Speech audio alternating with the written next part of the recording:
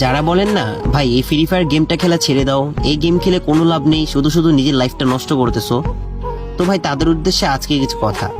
আমি আমার নিজের কথাই বলি। আজ আমার এলাকায় আমার কোনো নেশাখোর বন্ধু নেই। কারণ কি জানেন? এই ফ্রি ফায়ার গেমটা।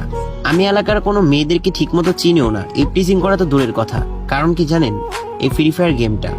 আমি এলাকার কোনো মুরব্বীদের সাথে বেয়াদবি করি না। কারণ কি জানেন? এই ফ্রি ফায়ার গেমটা। আমি বাইকের জন্য ফ্যামিলিকে চাপ দিই না। কারণ কি জানেন? এই ফ্রি ফায়ার গেমটা। আমার যখন মুড অফ থাকে আমি সরাসরি গেমে চলে যাই, তখন আমি সবকিছু ভুলে আবার আগের মতো হ্যাপি হয়ে যাই। কষ্টের সময় আমার পাশে কেউ ছিল না, শুধু ছিল এই ফ্রি ফায়ার গেমটা। আজ যদি আমি এই গেমটা খেলা ছেড়ে দিই তাহলে আমি কি করব?